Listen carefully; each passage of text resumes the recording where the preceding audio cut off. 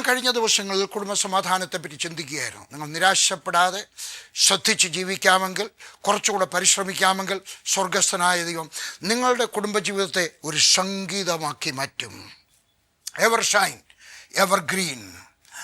ഇനിയും ചിലർക്കൊരു തെറ്റിദ്ധാരണയുണ്ട്. ഒരു പെൺകുട്ടിയെ എനിക്ക് പലരും എഴുതാറുണ്ട്, വർഗീസ് ബ്രദറെ ഞാൻ കല്യാണം കഴിക്കാൻ പോന്നു, എൻ്റെ കുടുംബത്തിൽ ഒരിക്കലും കലഹം ഉണ്ടാകാൻ പാടില്ല. തെറ്റ്. കലഹമുണ്ടാക്കാത്ത വീടുകളൊന്നുമില്ല. വളരെ ചുരുക്കം പേര് പറയുന്നത് ഞാൻ കേട്ടിട്ടുണ്ട്, ഞങ്ങളുടെ വീട്ടിൽ ഒരിക്കൽ പോലും വഴക്കുണ്ടാക്കില്ല. അത് എക്സംഷണൽ കേസ് എന്ന് വേണമെങ്കിൽ പറഞ്ഞു തള്ളാം.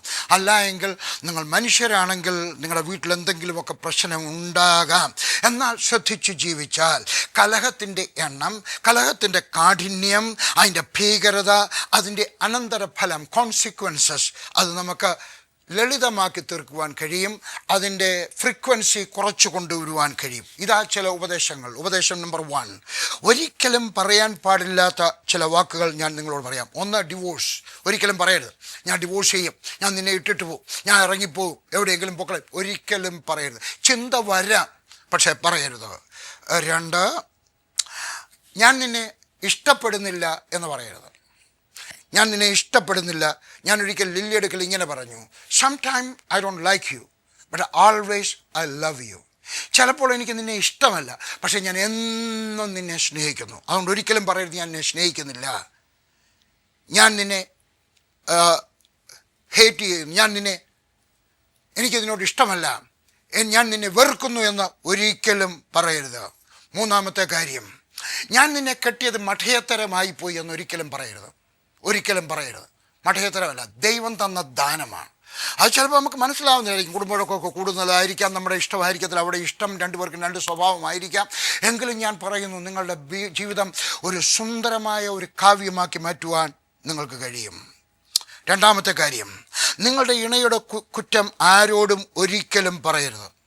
നിങ്ങളുടെ അപ്പനോട് പറയരുത്, നിങ്ങളുടെ അമ്മയോട് പറയരുത്, ഫലിതമായിട്ട് പോലും പറയരുത്. നിങ്ങൾക്കത് ഫലിതമാകാം, പക്ഷെ അവളെ സംബന്ധിച്ചിടത്തോളം അവൾക്കത് അപമാനമായിരിക്കാം, ഇൻസൾട്ടായിരിക്കാം. ഒരു ഉദാഹരണം പറയാം. ലില്ലിയെ ഞാൻ കല്യാണം കഴിച്ചുകൊണ്ട് വന്നു. ഞങ്ങളുടെ വീട്ടിൽ വന്നു കഴിഞ്ഞുണ്ടെങ്കിൽ ഒരു ദിവസം എൻ്റെ അമ്മച്ചി ഒരു തേങ്ങ എടുത്ത് കൊടുത്ത് മോളെ ഇത് പൊതിച്ചുകൊണ്ട് വന്നു പറഞ്ഞു. എൻ്റെ ഭാര്യ ഒരിക്കലും തേങ്ങ പൊതിച്ചിട്ടില്ല. അവരുടെ വീട്ടിൽ ആണുങ്ങളുണ്ട്, ഒരു വേലക്കാരനുണ്ട്, അവരാരെങ്കിലും തേങ്ങ പൊതിച്ചിട്ടുണ്ട്. ലില്ലി ഒരിക്കലും.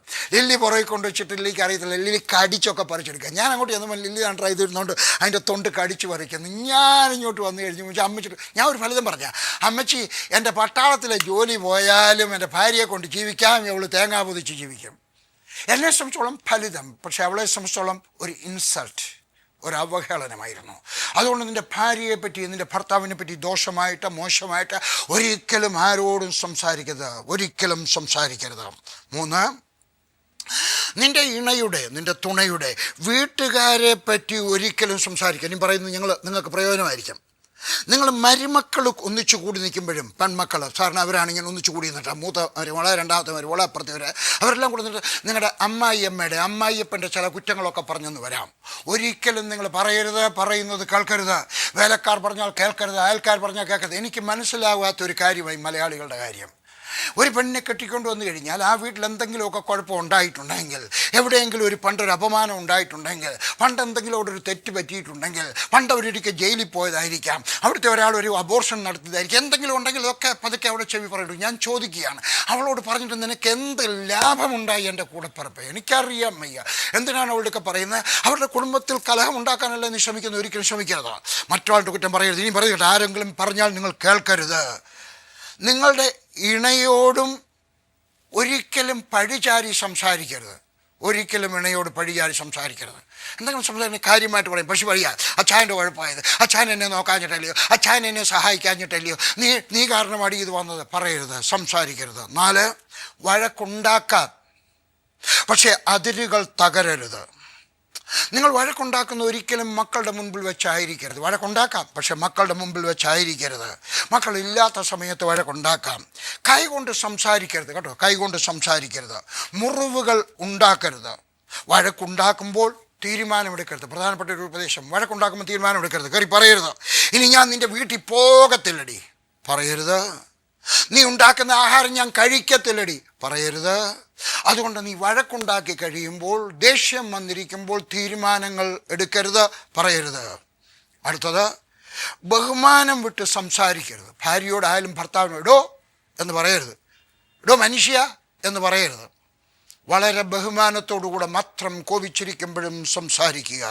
നെഞ്ചത്തടിക്കരുത്. 5, മക്കളെ മറ്റുള്ളവരുടെ മുൻപിൽ വെച്ച് അടിക്കരുത്, ശിക്ഷിക്കരുത്. പരസ്യമായി സ്നേഹിക്കാം, പരസ്യമായി ശിക്ഷിക്കരുത്.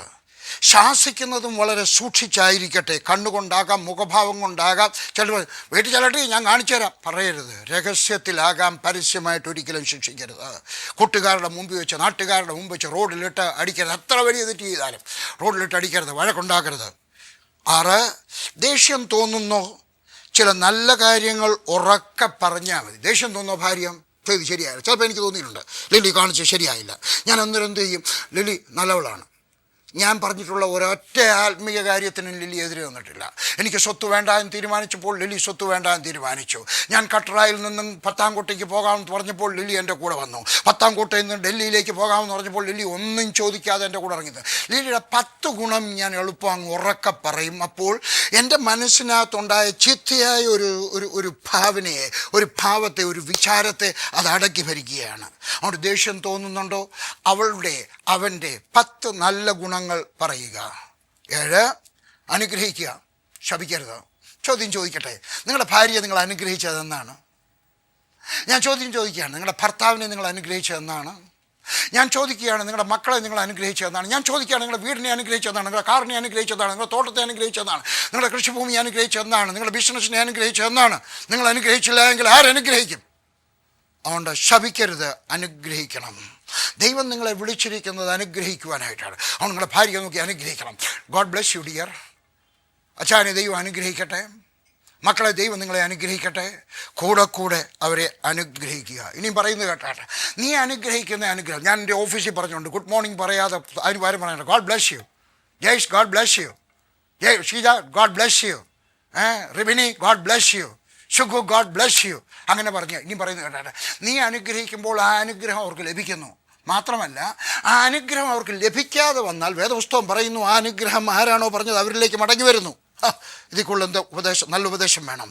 8, സമ്പാദിക്കുക. ഞാൻ ഒരു ചോദ്യം ചോദിക്കട്ടെ, നിങ്ങൾ സമ്പാദിക്കുന്നതിൽ തൽപരരാണോ? ചിലർ കിട്ടുന്നതെല്ലാം ചിലവാക്കുന്നത് ഒരു ഇഷ്ടമുള്ളവരാണ്.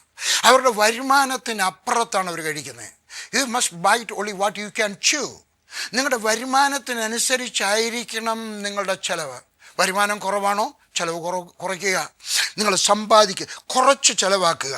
വസ്ത്രത്തിന്, വിനോദയാത്രയ്ക്ക്, ആഹാരത്തിന്, ഇതിനൊന്നും ധാരാളിത്തം പാടില്ല. വളരെ സരളമായിട്ട്. ഞാൻ സരളമായിട്ട് ജീവിക്കാൻ പഠിച്ചൊരു മനുഷ്യനാണ്. എൻ്റെ ജീവിതം അങ്ങനെ ആയിരുന്നില്ല. ഞാൻ പട്ടാളത്തിലായിരുന്ന സമയത്തൊക്കെ ഞാൻ വളരെ ധാരാളിയായിരുന്നു. കോളേജ് മുതൽ ഞാൻ വളരെ ധാരാളിയായിരുന്നു. പട്ടാള ജീവിതത്തിനകത്ത് ഞാൻ വളരെ ധാരാളിയായിരുന്നു. ഏറ്റവും വില കൂടിയ പാൻറ്റ്, ഏറ്റവും വില കൂടിയ ഷർട്ട്, ഏറ്റവും വില കൂടിയ ഷൂസ്, ഏറ്റവും വില കൂടിയ ടൈ. പട്ടാളത്തിൽ അങ്ങനെ ടൈയൊന്നും അധികം ആരും കെട്ടത്തില്ലെങ്കിലും എനിക്ക് 4-5 ടൈകളുണ്ടായിരുന്നു. ഞാനൊരു ധാരാളിയായിട്ട് ജീവിച്ചതാണ്. എന്നാൽ ഞാൻ രക്ഷിക്കപ്പെട്ട് കഴിഞ്ഞപ്പോൾ എനിക്കൊരു കാര്യം മനസ്സിലായി. ഞാൻ കുറച്ചുകൂടി രൂപ സേവ് ചെയ്യാമെങ്കിൽ, ലാഭിക്കാമെങ്കിൽ എനിക്ക് വേറൊരാളിനെ സഹായിക്കാൻ കഴിയും. ഞാൻ പട്ടിണിയിലായിരുന്ന സമയത്ത് എൻ്റെ അടുക്കലുള്ള ഒരു സഹോദരൻ എൻ്റെ അടുക്ക വന്നു വെച്ച് പറഞ്ഞു, ഞങ്ങളുടെ കൺവെൻഷനാണ്, ഞങ്ങളുടെ കേരളത്തിലെ കൺവെൻഷനാണ്, എനിക്ക് കുമ്പനാട് കൺവെൻഷനിലൊന്ന് പോയാൽ കൊള്ളാം. ഞാൻ പറഞ്ഞു, എന്താ പിന്നെ പോകാനൊക്കാത്ത? എൻ്റെ ഈ വണ്ടിക്കൂലിയില്ല. ഞാൻ പറഞ്ഞു, ഒരു കാര്യം ചെയ്യും, എത്ര രൂപ വേണം? രൂപയൊക്കെ ചോദിച്ചു. ഞാൻ പറഞ്ഞു, ബ്രദർ ഒരു കാര്യം ചെയ്തു, പോകാൻ ഒരുങ്ങിയാട്ടെ. ഞാൻ പുസ്തകം വിറ്റിട്ട് ഞാൻ ബ്രദറിന് രൂപ തരാം, ബ്രദർ നാട്ടിൽ പോകാനുള്ള രൂപ തരാം. എനിക്ക് കൊടുക്കേണ്ട ആവശ്യം? ഞാൻ പുസ്തകം വിൽക്കുന്നത് പോലെ വേണമെങ്കിൽ ആ മനുഷ്യനും പുസ്തകം വിൽക്കാം. പക്ഷേ ഞാൻ വിചാരിച്ചു അങ്ങനെയല്ല. എനിക്ക് പുസ്തകം വിൽക്കാൻ കുറച്ചുകൂടെ കഴിവ് തന്നിട്ടുണ്ട്. ഞാൻ താമസിക്കുന്ന സ്ഥലത്ത് കുറച്ചുകൂടെ പുസ്തകങ്ങൾ വിൽക്കാൻ സാഹചര്യമുള്ള സ്ഥലമാണ്. അതുകൊണ്ട് ഞാൻ പുസ്തകം വിറ്റ് ആ മനുഷ്യൻ എൻ്റെ സഭക്കാരനല്ല, എൻ്റെ വിശ്വാസക്കാരൻ പോലും അല്ല. എന്നിട്ട് ഞാൻ തീരുമാനിച്ചു, എൻ്റെ ചെലവ് ചുരുക്കി ഞാൻ വേറൊരാൾക്ക് കൊടുക്കും. മുഴുവൻ കൊടുക്കാൻ നീ കഴിഞ്ഞില്ല കേട്ടോ, ഒരു വശത്തെ വണ്ടിക്കൂലി മാത്രമേ കൊടുക്കാൻ എന്നെ കൊണ്ട് സാധിച്ചുള്ളൂ. എങ്കിലും ഞാൻ കൊടുത്തു പറഞ്ഞു, വേറെ ഇത്ര എന്നെ കൊണ്ട് ഒത്തുള്ളൂ, ഇന്നാ പിടിച്ചാട്ടെ. ഞാൻ ആ രൂപ കൊടുക്കാൻ എനിക്ക് സാധിച്ചു. ഞാൻ നിങ്ങളുടെയൊക്കെ പറയുകയാണ്, നിങ്ങൾ ധാരാളിത്തം ഒഴിവാക്കി കുറഞ്ഞ ചിലവിൽ നിങ്ങൾ ജീവിച്ചാൽ നിങ്ങളുടെ മക്കളും ചെറിയ ചിലവിൽ ജീവിക്കാൻ കഴിയും. ദൈവത്തിൻ്റെ കൃപയാൽ എനിക്ക് 5 മക്കളാണ്. എൻ്റെ മക്കളെ പറ്റി പറഞ്ഞു കഴിഞ്ഞാൽ നിങ്ങളാരും വിശ്വസിക്കാത്ത വിധത്തിൽ വളരെ സരളമായിട്ട് ജീവിക്കുന്ന കുഞ്ഞുങ്ങളാണ്. എന്താണ് കാരണം? അവർ ഞങ്ങൾ ചെയ്യുന്നത് കണ്ടതാണ്. ഞാൻ സേവ് ചെയ്യുന്നത് കണ്ടിട്ട് ആരെങ്കിലും പഠിപ്പിക്കുന്നു, വേറൊരാളുടെ കല്യാണം നടത്തി കൊടുക്കുന്നു, വേറൊരാളിനൊരു വീട് വെക്കാൻ രൂപ കൊടുക്കുന്നു. അങ്ങനെയൊക്കെ കൊടുക്കുന്നത് കണ്ടു കഴിഞ്ഞപ്പോൾ അവർക്ക് മനസ്സിലായി. ഞാൻ പറയുന്നു, നിങ്ങളുടെ മക്കൾക്ക് വേണ്ടി എന്തെങ്കിലുമൊക്കെ ചരുതിച്ചു വയ്ക്കുക. ഒരു ഒരു ഒരു സാധാരണക്കാരൻ, കൂലിപ്പണിക്കാരനായ ഒരു മനുഷ്യൻ എൻ്റെ പറഞ്ഞു, അവരുടെ വീട്ടിൽ എല്ലാ ദിവസവും ചിക്കനും ഉണ്ട്, ഇറച്ചിയും ഉണ്ട്, മീനും ഉണ്ട്, എല്ലാ ദിവസവും ഇറച്ചിയും മീനും.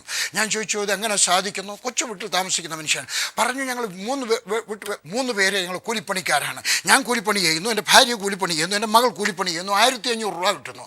ഞങ്ങളത് വൈകുന്നേരം അടിപൊളി ഞങ്ങൾ കളയും, തിന്ന് കുടിച്ച് കിടക്കുന്നു. എന്ത് സേവ് ചെയ്തു? ഒന്നും സേവ് ചെയ്തിട്ടില്ല.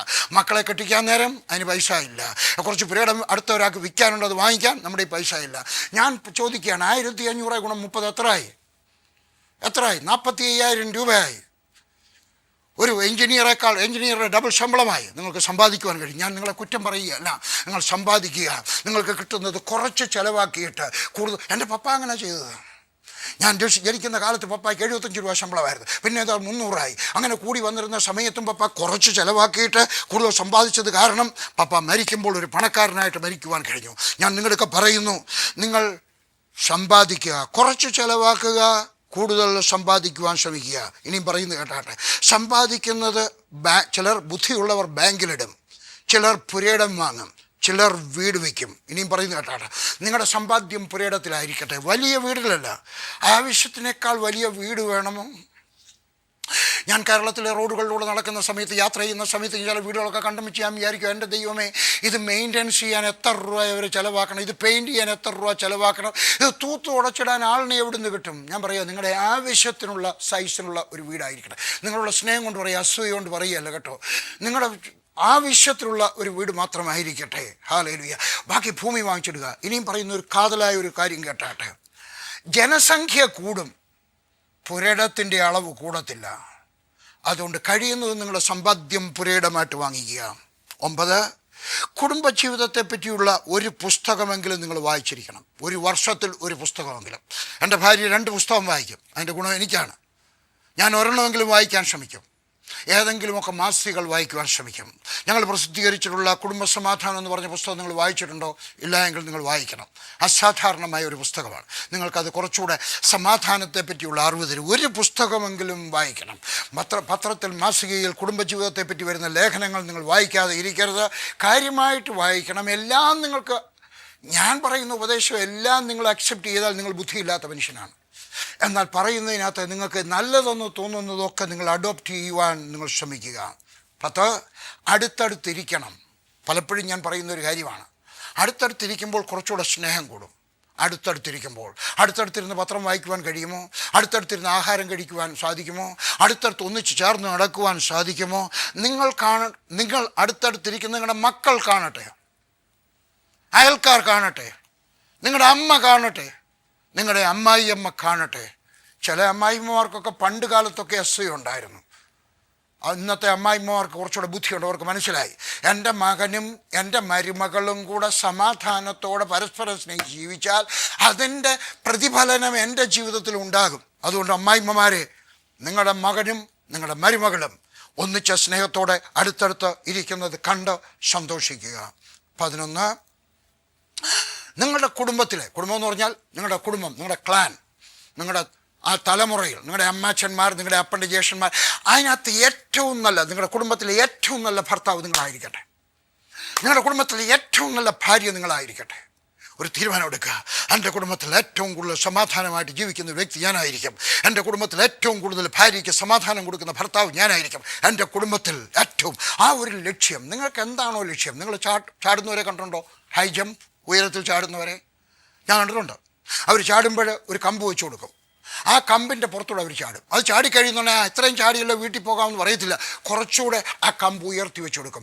നിങ്ങളുടെ ലക്ഷ്യം കൂടെ കൂടെ ഉയർത്തുക. കുറച്ചുകൂടെ സമാധാനം, കുറച്ചുകൂടെ ഞാൻ അടുത്തിരിക്കും, കുറച്ചുകൂടെ ഞാൻ സമ്പാദിക്കും, എൻ്റെ മക്കളെ ഞാൻ കുറച്ചുകൂടെ കരുതും, ഞാൻ ആരാധനയ്ക്ക് തുടർച്ചയായിട്ട് പോകും, എൻ്റെ ദൈവത്തെ ഞാൻ തള്ളിപ്പറയുകത്തില്ല, എൻ്റെ ദൈവത്തിൻ്റെ കൽപ്പനകൾ ഞാൻ ആചരിക്കും. അങ്ങനെ തീരുമാനമെടുക്കുക. 12, നിങ്ങളുടെ മക്കളുടെ, പറയുന്നത് കേട്ടാണ്, നിങ്ങളുടെ മക്കളുടെ സുഹൃത്തുക്കളായി തീരുക. അപ്പനും അമ്മയും പട്ടാളക്കാർ പറയുന്ന പോലെ left right left left left right left മിണ്ടേ പോരുന്നു അണങ്ങരുത് മിണ്ടാറ അണങ്ങരുത് എന്ന് പറയല്ല, അവരുടെ സുഹൃത്തായിട്ട് മാറുക. പഴയ കാലത്തൊക്കെ അങ്ങനെ അടിച്ചും പിടിച്ചുമൊക്കെ ജീവിപ്പിച്ചിട്ടുണ്ടായിരുന്നു. ഒരിക്കൽ പോലും അപ്പൻ തൊടാത്ത പെമ്മക്കളെ എനിക്കറിയാം പഴയ കാലത്ത്. ഇന്നതല്ല നാം കുറച്ചുകൂടെയൊക്കെ നമുക്ക് അറിവ് വന്നിട്ടുണ്ട്. നമ്മുടെ മക്കളുടെ അടുക്കലിരിക്കുക, അവരോട് തുറന്ന് സംസാരിക്കുക, അവരുടെ ഒരു സുഹൃത്തായിട്ട് മാറുക. മക്കളോട് പറയുന്നത് കേട്ടാണ്. നിങ്ങളുടെ മക്കളോട് പറയണം, കുഞ്ഞുങ്ങളെ നിങ്ങൾക്ക് എന്തെങ്കിലും പറയാനുണ്ടെങ്കിൽ എൻ്റെയൊക്കെ പറയാം, എൻ്റെയൊക്കെ വന്നിട്ട് പറയാം. നിനക്ക് പറയാനുള്ള നിൻ്റെ ഹൃദയത്തിൻ്റെ വേദന.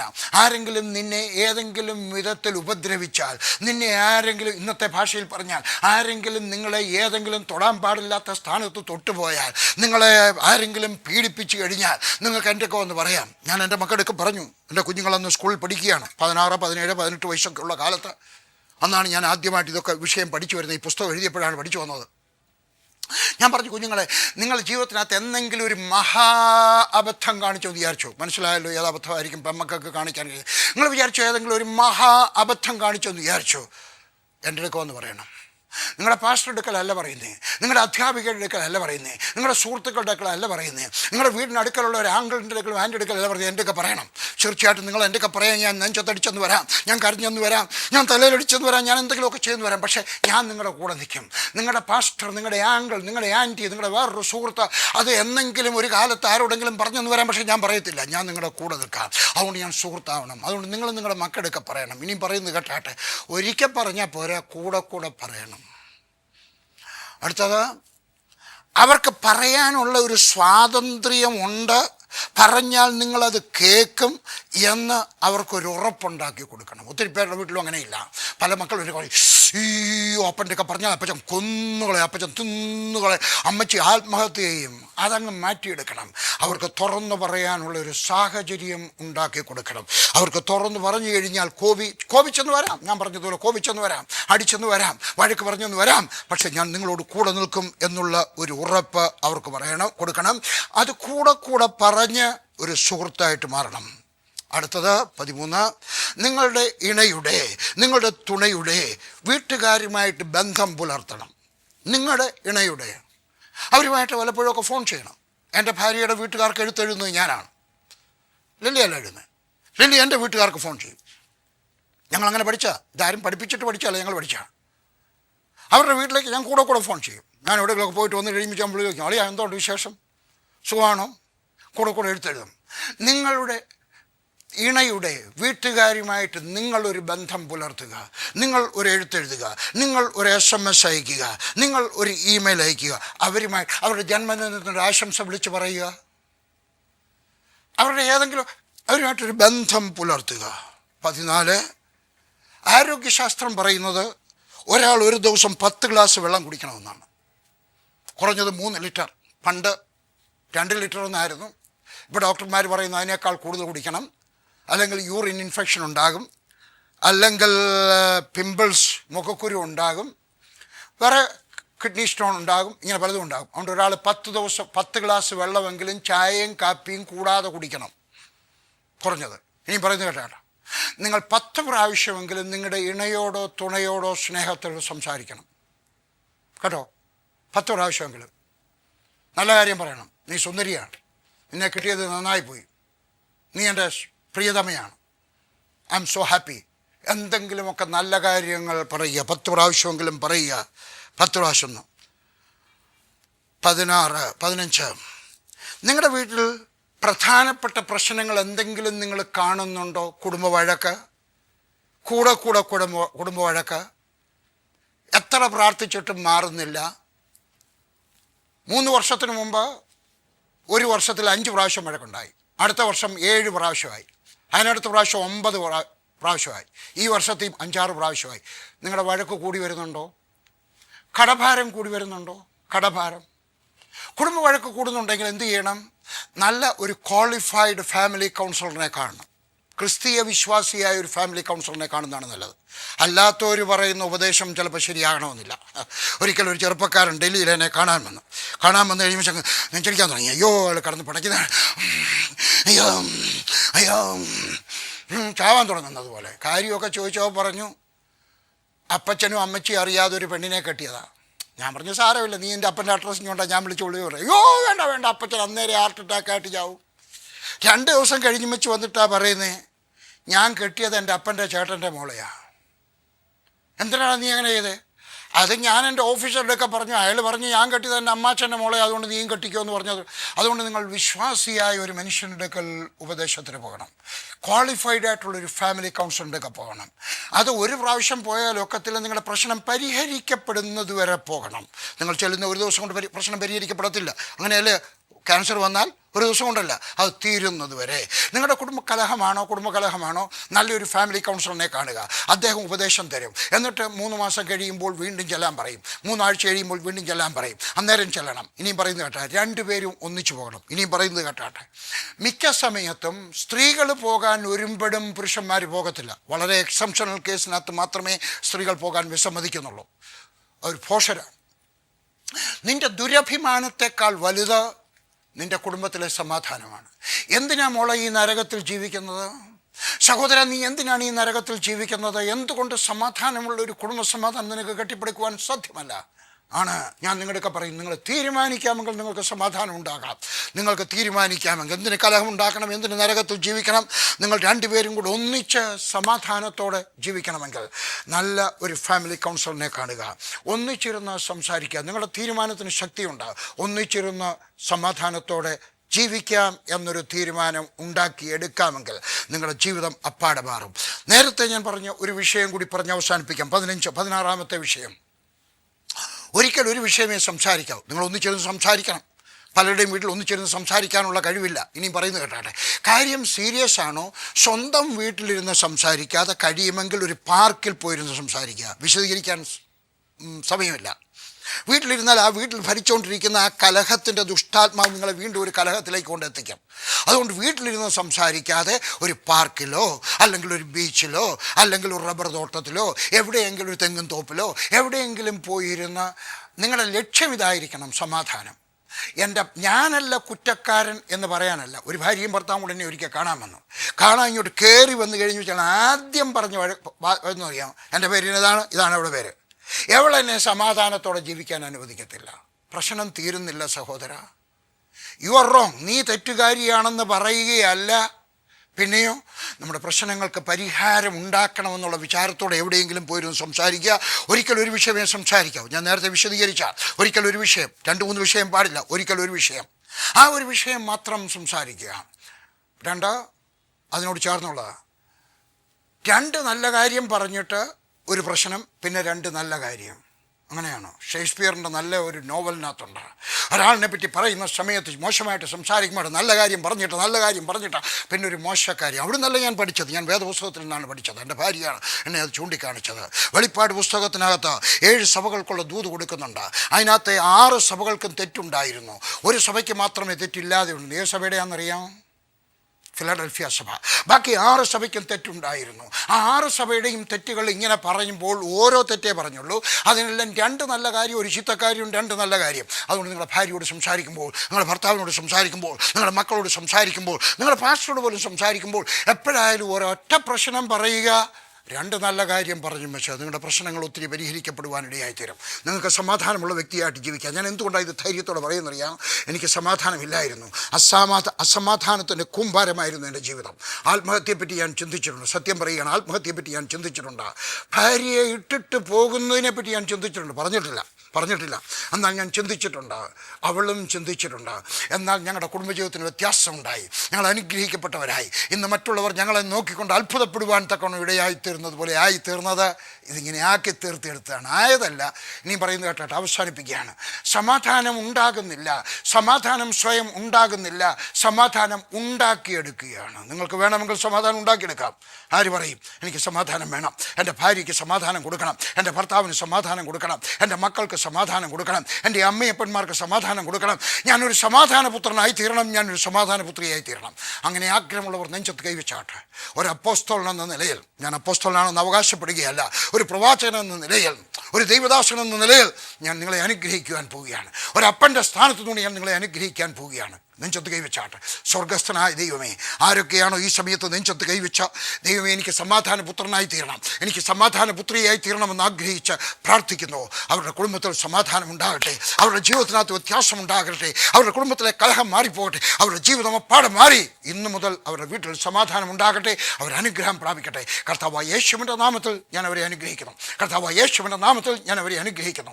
അസമാധാനത്തിൻ്റെ കലഹത്തിൻ്റെ ദുഷ്ടാത്മാവരെ വിട്ട് മാറിപ്പോവുകയും അവർ ഓരോരുത്തരും സമാധാന പുത്രനും സമാധാന പുത്രിയുമായി തീരട്ടെ.